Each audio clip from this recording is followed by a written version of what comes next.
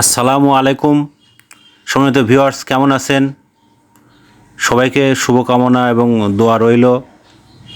আজকের মূলত অনেকে কমেন্ট করেছেন যে দাঁত নিয়ে সমস্যা। তো সম্মানিত ভিউয়ার্স, যাদের অনেক দিন পুরাতন পাইরিয়া এবং দাঁত দিয়ে অনেক রক্ত এবং দাঁতের ব্যথা হয়, মাড়ি ফুলে যায়, তাদের জন্য মূলত ভিডিও। এবং যারা 30 বছর 20 বছর এবং বার্ধক্য সময় এসেছে তাদের জন্য এই ভিডিও। তো আপনারা শেষ পর্যন্ত শুরু করে একদম না টেনে অবশ্যই মনোযোগ সহকারে শুনবেন, না হলে আপনারা বুঝতে পারবেন না স্বাস্থ্য সম্পর্কে আপনারা জানার জন্য।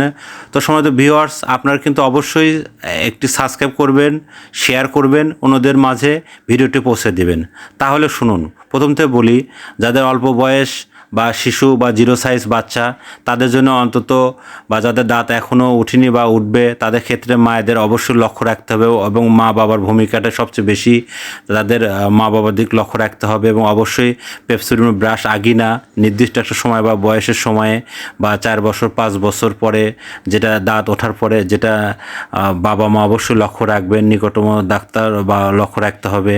এবং যাদের 18 বা 20 বছর, তাদের ক্ষেত্রে যাদের দীর্ঘদিন প্রায় 5-7 বছর হলো হয়তো রক্ত পড়তেছে বা পাইরিয়া হয়ে গেছে, তাদের ক্ষেত্রে বলবো যে আপনারা এলোমেলো ব্রাশ করবেন না এবং সবসময় দিনের মধ্যে 6 বার 8 বার 10 বার ব্রাশ করবেন না। আর 6 বার 8 বার 10 বার ব্রাশ না করে আপনারা ক্ষার মুক্ত বা ভালো বা যে সমস্ত ব্র্যান্ড আপনার, যেরকম আপনার পুদিনা আছে বা আরও যে সমস্ত আপনার দাঁতের সঙ্গে সেট হয়, এই ধরনের আপনারা পেস্ট ব্যবহার করতে পারেন।